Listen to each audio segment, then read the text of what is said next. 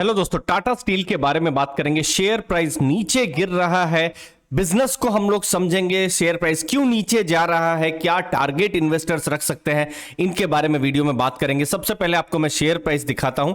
अभी फिलहाल 95 रुपीस के पास शेयर प्राइस है। अगर आप पिछले कुछ सेशंस में देखेंगे, खासकर सितंबर के महीने में, तो शेयर प्राइस बहुत गिरा हुआ है। लेकिन एक पर्टिकुलर पॉइंट पे आपका ध्यान मैं बिल्कुल लेकर जाऊंगा, और वो पॉइंट है ये वाला पॉइंट। दोस्तों, यहां पर कुछ आप यहां पर देख सकते हैं, मई 20 के आसपास 117 रुपए, ये प्री स्प्लिट का भाव होगा तो 1170 के आसपास प्राइस होगा। और उसके बाद मई 20 के बाद आप देखिए किस हिसाब से शेयर प्राइस गिरा हुआ था। तो इसको आप ध्यान में रखिए, मैं इस पर थोड़ी देर में मैं डिटेल में बताने वाला हूं। ये एक ट्रिगर पॉइंट था जिसके बाद टाटा स्टील या जो दूसरे मेटल प्राइजेस हैं उन पर एक नेगेटिव इंपैक्ट पड़ा था। अब देखिए, उसको हमने ध्यान में रखा। अब एक दूसरी इवेंट हुई है, वो है टाटा स्टील जो मर्ज हो रही है। बाकी जो भी सब्सिडियरीज है वो टाटा स्टील के साथ में मर्ज हो रही है। ठीक है, तो कंपनी का कहना है कि बहुत ही जो ग्रुप स्ट्रक्चर है वो सिंप्लीफाई हो जाएगा। अब इसके कारण से बहुत सारे इन्वेस्टर्स को इंटरेस्ट भी आ सकता है टाटा स्टील के ऊपर, क्योंकि बहुत सारा यहां पर मर्जर हो रहा है। लेकिन ध्यान में रखना है, इसका कोई मटेरियल इंपैक्ट नहीं होने वाला है। कोई सिग्निफिकेंट जो बेनिफिट है वो नहीं होने वाला है। थोड़ा बहुत जो रॉयल्टी का कॉस्ट है वो एलिमिनेट होगा, थोड़े बहुत जो खर्चे हैं, थोड़ी बहुत जो सिनर्जीज हैं वो हो सकती है।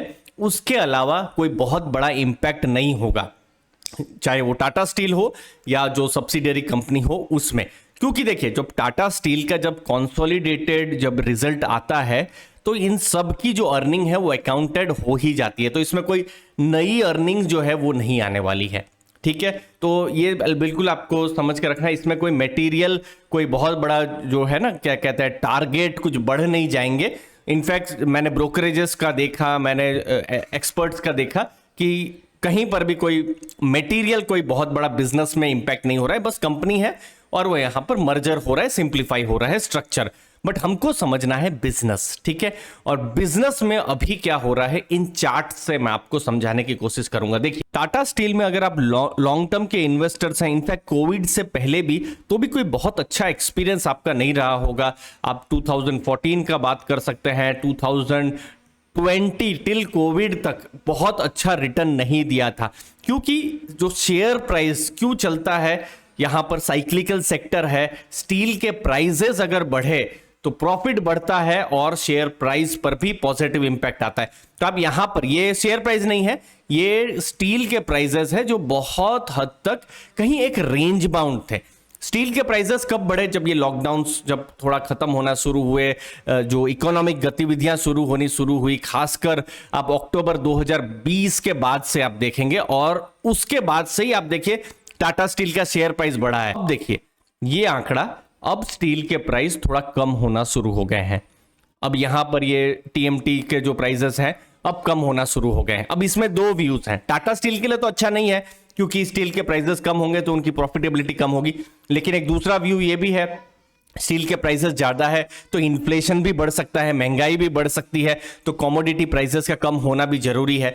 तो इसीलिए एज एन इन्वेस्टर आपको दोनों बैलेंस्ड व्यूज को ही देखना है। तो ये एक चीज आपको समझनी है। अब चैलेंजेस क्या है, सबसे पहले साइक्लिकल सेक्टर है। अगर आप टाटा स्टील में इन्वेस्ट कर रहे हैं तो बिल्कुल सोच के रखिए कि यहां पर आपकी जो जर्नी है रोलर कोस्टर होने वाली है। स्टील के प्राइसेस दुनिया में कैसे चल रहे हैं उसके ऊपर बहुत हद तक बिजनेस डिपेंड करता है। 2020-21 में स्टील के प्राइसेस पूरी दुनिया में बढ़ गए, टाटा स्टील को फायदा हो गया। सिमिलरली सेल का भी फायदा हो गया, बाकी की भी स्टील कंपनीज को फायदा हो गया।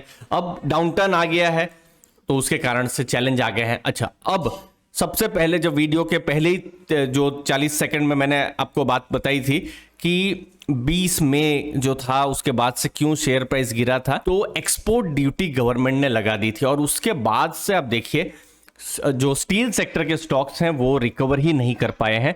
क्योंकि अगर आप स्टील बना रहे हैं तो आप एक्सपोर्ट भी कर रहे हैं, एक्सपोर्ट कर रहे हैं तो अच्छा खासा कमा भी रहे हैं। लेकिन गवर्नमेंट ने ड्यूटी लगा दी कि एक तरीके से इन कंपनियों को इनडायरेक्टली कहा कि आप एक्सपोर्ट मत करिए, आप जो भी स्टील है वो भारत की मार्केट में करिए। तो क्या होगा, भारत की मार्केट में सप्लाई होगी, सप्लाई ज्यादा होगी तो स्टील के भाव कम होंगे।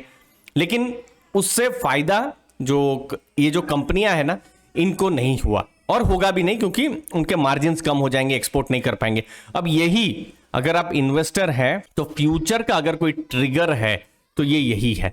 मैं सुन रहा हूं कभी अक्टूबर में होगा, नवंबर में, कभी दिसंबर में, कभी जो एक्सपोर्ट ड्यूटी है वो हटेगी, लेकिन ये सब सिर्फ ऊपर ऊपर से ही बात है, अभी तक कोई भी कंफर्मेशन नहीं आया है। जिस दिन वो कंफर्मेशन आएगा उस दिन आप देख सकते हैं स्टील जो स्टॉक्स हैं उसमें कुछ पॉजिटिव इंपैक्ट आपको देखने को मिल सकता है। ठीक है, तो इसीलिए स्टील का जो एक्सपोर्ट है वो स्लो डाउन हो चुका है। अब दूसरी चीज जो चैलेंज है जब हम टाटा स्टील की बात कर रहे हैं वो है ग्लोबल स्लो डाउन।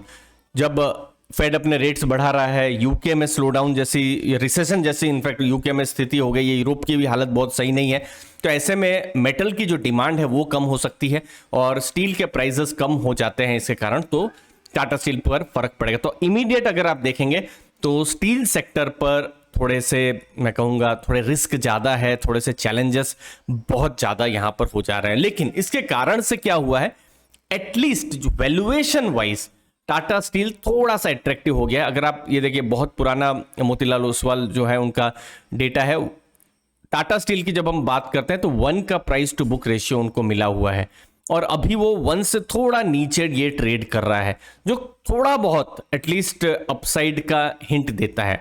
अब मैं नेक्स्ट क्वेश्चन पर आऊंगा कि क्या मैं एज एन इन्वेस्टर इन्वेस्ट करूंगा, तो मैं बिल्कुल इन्वेस्ट नहीं करने वाला हूं टाटा स्टील में। रीजन एक ही है, क्योंकि बहुत ही वोलाटाइल सेक्टर है, साइक्लिकल है। मुझे नहीं पता कल स्टील का प्राइस क्या होगा, अगले 2-3 महीनों में बहुत सारे वेरिएबल्स हैं। कल कुछ यहां पर यूरोप में हो जाता है या चाइना में हो जाता है और उसके कारण से स्टील के प्राइसेस ऊपर नीचे हो जाते हैं, जो कि एज एन इन्वेस्टर मुझे लगता है बहुत ज्यादा यहां पर रिस्की हो सकता है। तो मैं पर्सनल लेवल पर टाटा स्टील से बिल्कुल दूर रहूंगा। अब यहां पर जेफरीज ने एक रिपोर्ट बहुत ही रिसेंट में निकाली, उन्होंने क्या कहा है, 95 का टारगेट दिया है, जो एक्चुअली में अभी शेयर प्राइस है, और होल्ड की सलाह दी है। उनका कहने का है too early to turn constructive, कि अभी भी बहुत पॉजिटिव अभी नहीं हो सकते हैं, क्योंकि चीज़ें अभी भी जो हेडविंड्स हैं, जो चैलेंजेस हैं वो अभी भी है। जैसे मैंने आपको समझाया थोड़ी देर पहले कि जो स्टील के प्राइजेस हैं वो डिक्लाइन होना शुरू हो गए हैं, तो ये टाटा स्टील के लिए बहुत सही नहीं है। मैं 2 बार लिख रहा हूं यही फोकस करने के लिए कि स्टील सेक्टर है, टाटा स्टील मजबूत कंपनी है, नो डाउट, लेकिन जो स्टील सेक्टर पर पॉजिटिव होने का क्या ये टाइम है, जो अभी वैल्यूएशन अच्छा हो सकता है, बिजनेस अच्छा हो सकता है, लेकिन अभी थोड़ा सा अर्ली है। इसको आपको ध्यान में रखना है। मुझे उम्मीद है आपको वैल्यू मिली होगी। आपके समय के लिए दोस्तों बहुत बहुत धन्यवाद। थैंक यू दोस्तों।